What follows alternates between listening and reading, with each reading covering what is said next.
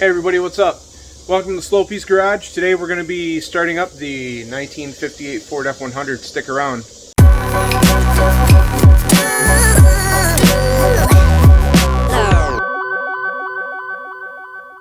Welcome back to SlowP's Garage. I'm SlowP and this is my garage. Today we're going to be starting up the 1958 Ford F100 i6223 under the hood. Well, if there was a hood. Stick around.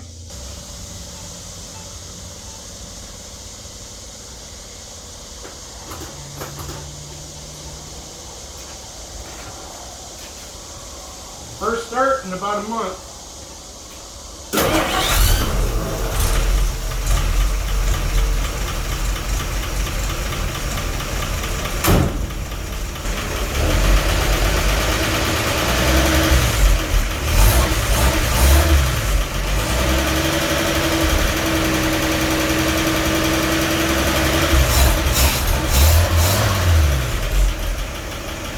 Timing's a little off, but she runs great.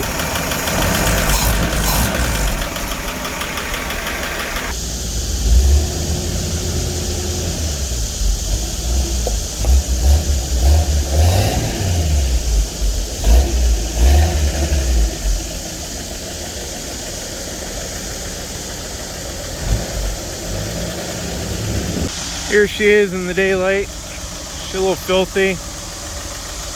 Just a quick primer job on it is all. Tires are a little low, but they've held for a month. Been in this garage for a month. We're moving over there to that shop there. I need room in this garage to put my Mustang in. We got some weather coming through here pretty soon.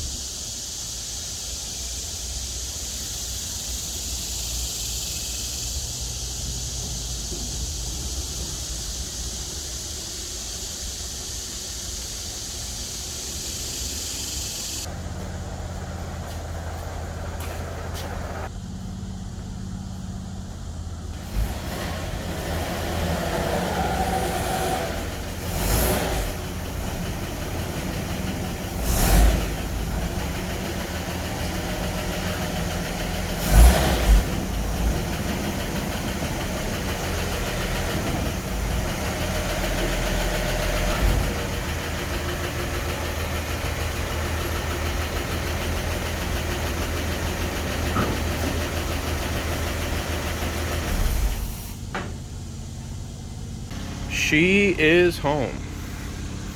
Still haven't picked out a name for her yet.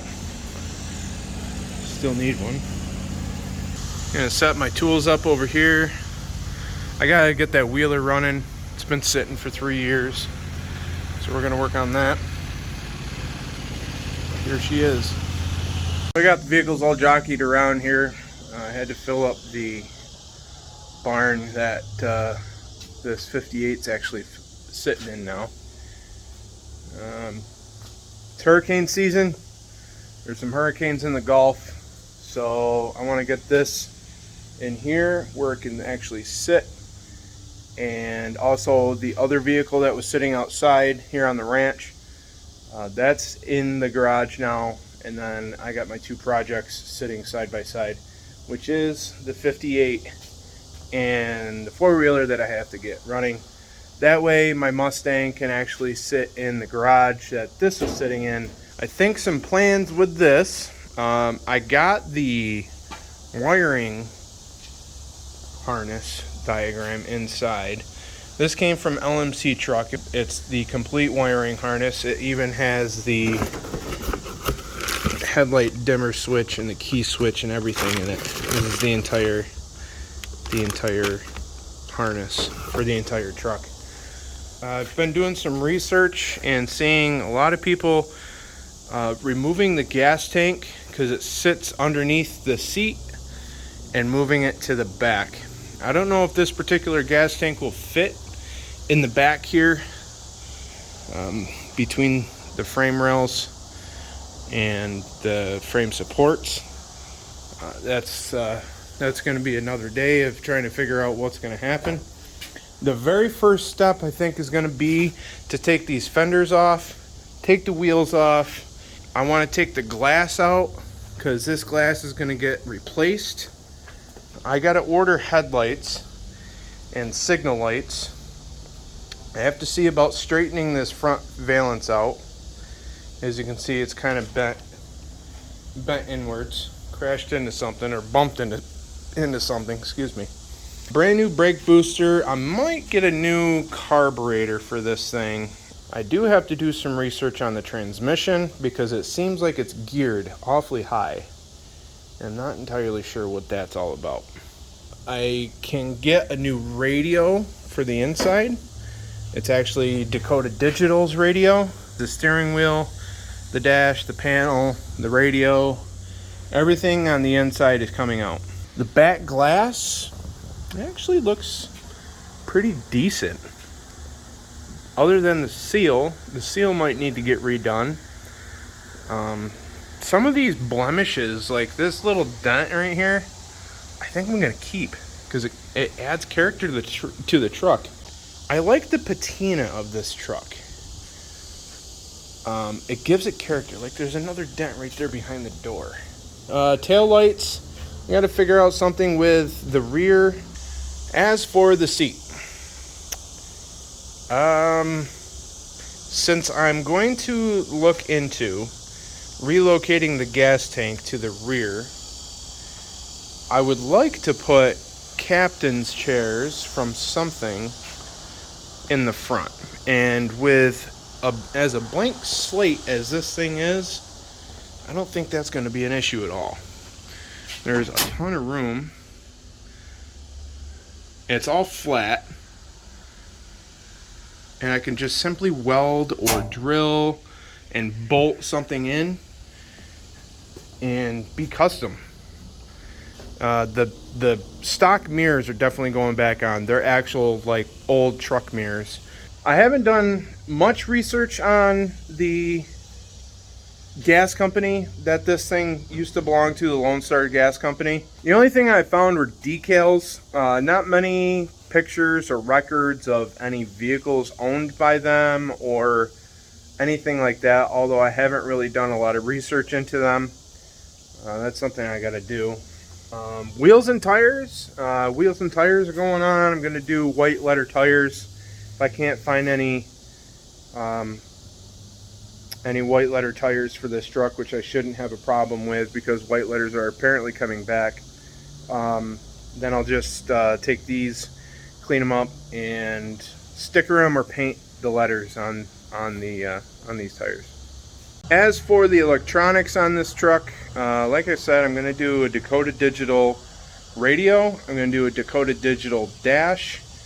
I'm going to try to integrate everything into this harness that's already here that I have.